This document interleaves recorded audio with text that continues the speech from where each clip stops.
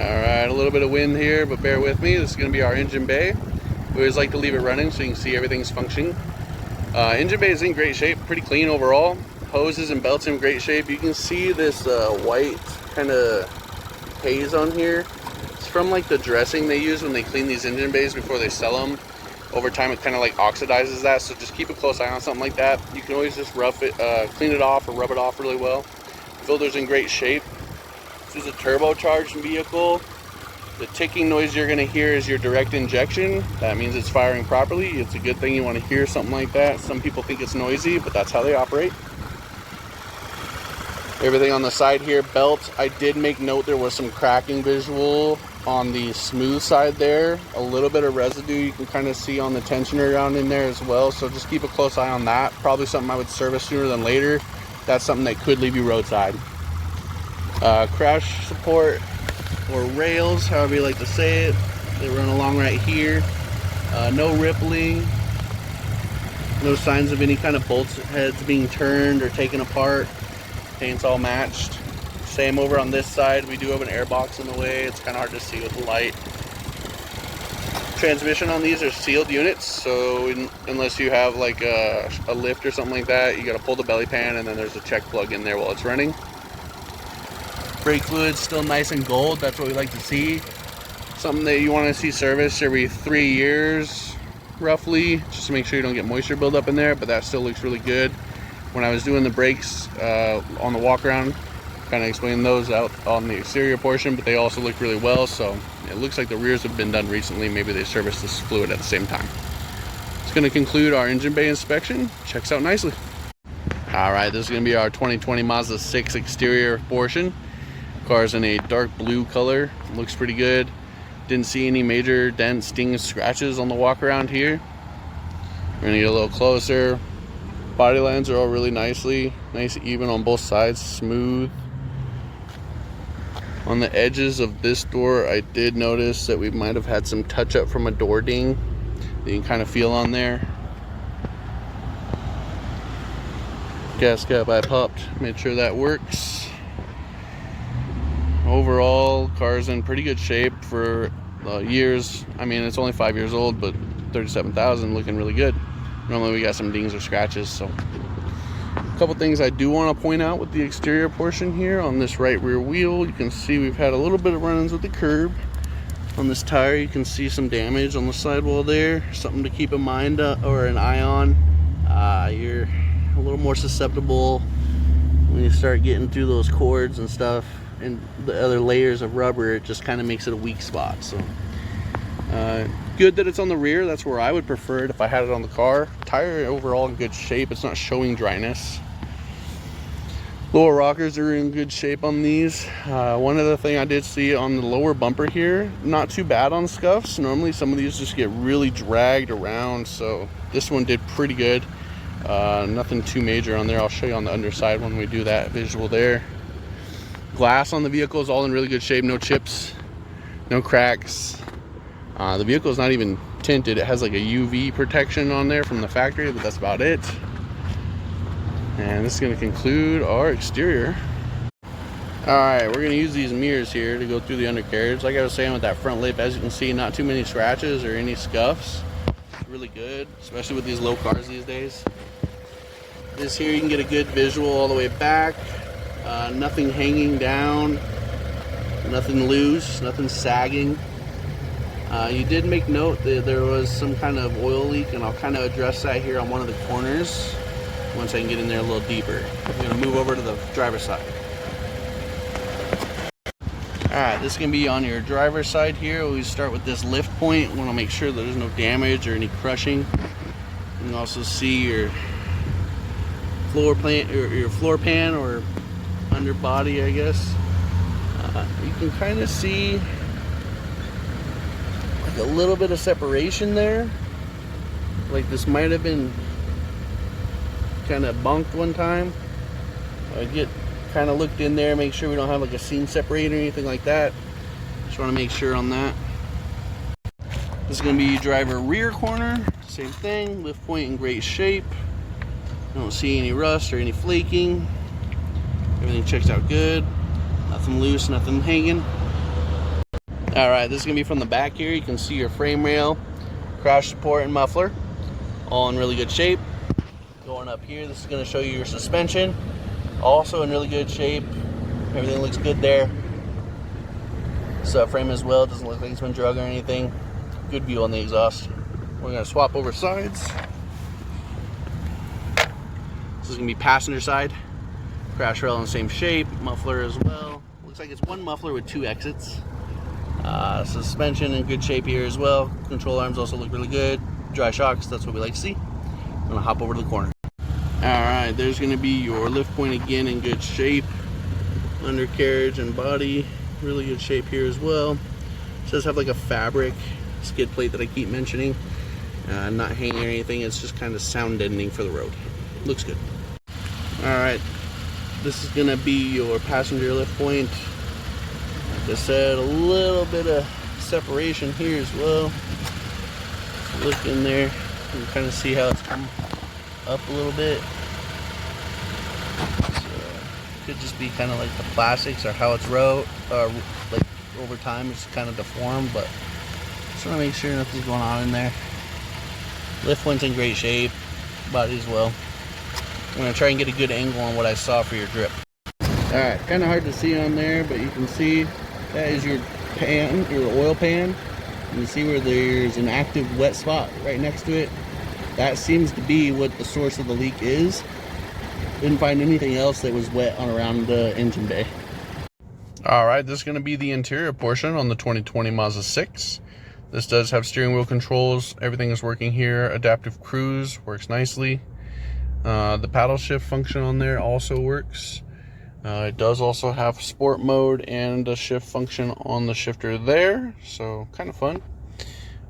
This is going to be the cluster, mostly digital, but also has a lot of analog to it. The current mileage at the time of inspection, 37,494. Vehicle does have auto lights, no fog lights equipped on this trim. All 4 windows auto up and down. And then power mirrors all work as needed. Functions here, gas door, trunk, hood, traction control, and lane keep all work as intended. Vehicle does have multi-climate control with auto functions. AC is cold, the heat gets very hot. Heated seats also work very well. On your multimedia here, everything's working intended. Looks like you control it with this here. The vehicle's navigation system said it needed to be updated or activated with a couple other features, but overall everything pulled up and went through as it was intended. Vehicle's sunroof works, tilt, opens automatic and close automatic after you hold the button for a few seconds. We got a little bit of stain here on the handle area. You can kind of see a little bit on the headliner here, but overall the condition's still really good. Nice light there. We're gonna pause here and open everything up. All right, from the outside in, this is gonna be our interior. The door cards are in great shape. Power seat on the driver's side only. Black leather, all in really good shape. Get the twist out of this. Seatbelts all work as intended. I did have a note of the little bit of scuffing you can see on the wheel here, but overall it's in really good shape. Center console does everything it's intended to as well. Does have the OEM floor mats that clip in, secure nicely. Underneath floors look great. Back seat also mildly used. Doesn't look like there's any creasing or rippling in the leather. Seat backs here still retract very firm. Vents there blow nicely. And then this actually will come down. It's got a little center console area as well as cup holders, which I thought was cool. Normally it's just like an armrest. And then there's your charging components. I'm gonna pause here and move to the other side. Similar as the other side here, everything in great shape. Seat backs are in good shape. Door cards as well. Difference on this side, these are gonna be manual seats, no power option. Same story on the floorboards. Carpets look great underneath. You can actually get access to your VIN right there as well on this car. Most modern vehicles, they're doing them all over the place, so you can't take parts off of them and ship them out. It's going to include our interior inspection. Checks out great. Alright, this is going to be the trunk portion here. We always like to open it up. This does have an electric button on the trunk itself. There's one on the key fob and one in the car. All seem to work as intended. Jack is in this pocket here. Carpet's nice, looks good, plenty of space, all the panels and everything in there. These do work. I'm not gonna pull it again, so I don't have to put it back together. Your spare tire, good shape. Does have the tool to raise and lower the jack. There is a missing lug wrench, so you can't pull lug nuts. Does have a nice strap, which is cool, but the eyelets are missing for any kind of toe connection or pull connection. I didn't see anything laying down in the bottom. You do see a little bit of carpet for like sound deadening, which is really cool. Overall, trunk's in pretty good shape. Weather seal's in good shape as well. You don't see any signs of water intrusion, especially up here in the deck lid and everything. Alright, this is going to be for the code scan portion of the video here. We always do a monitor test, so after our drive we make sure everything went through its cycle. Basically the car's checking to see if everything's within parameters or met within the specified measurements. Everything checking out in the green, that's what we want to see. The little circles with the slash through it just means those monitors are not something that the car provides information for. Everything else checked out really good. Gonna move over to our codes here and see what we got. Alright, our active code here is going to be for the passive anti-theft system. I believe that is because there is a low key fob battery warning active on the vehicle. I have been getting in and out, and so the passive has been going on and off. Currently it's not a active code, it's just saying that the key itself is not getting a good signal to the car. Replace the battery, it should take care of that system there. Alright, so beyond that one active fault, all the other monitors came back great with no faults, no issues. That's always good. That's what we like to see. I always like to point out here, we always like to make sure the VIN matches as far as what's printed all over the car, because sometimes they just forget the computer or however people do things. You always want to make sure everything's in the same order. So this concludes our scan. Checks out good. Alright, we're going to wrap this up here. Overall, clean inspection for a car, 5 years old, 37,000 miles on it, so not too much. Car drives really good, has great power. Everything works as far as the digital shift and everything. One thing I noticed at the freeway speeds, there's a little bit of a vibration up there. It's not under braking or anything, so it could be a matter of balance on the wheels. I did make the note on the exterior portion about the damage on this right side, so it could just be something to get the wheels checked on, make sure everything's balanced nicely. As far as the oil leak that you had made note of, there is an active drip around the drain plug from the oil change. There's usually a washer, or maybe sometimes there's a like built-in gasket on the drain plugs that might need to be replaced over time. Everything else checked out as I said. We do have two different style tires in the car. Currently the front set is your best tread. The rears, I would say about half-life, maybe a little bit better. They are still all seasons all the way around, just not matching. The other thing I wanted to make note on the inside, when I was doing a few start and stops, the airbag light did come on flashing, and then I had to turn the car off and start it back up to get it to go off. It didn't set a code or anything, but I'm not really sure if it was maybe my toolbox on the seat or something like that.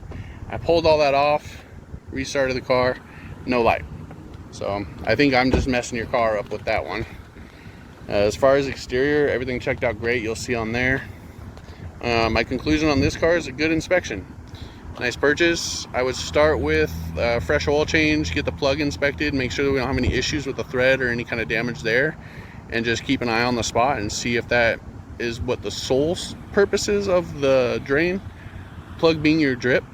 Your turbo is located up above that. There is a scavenge tube that'll come down and bring the oil back to the bottom of the pan, so if it's something along those lines, it's definitely worth getting checked out. This is going to be our conclusion on the 2020 Mazda 6.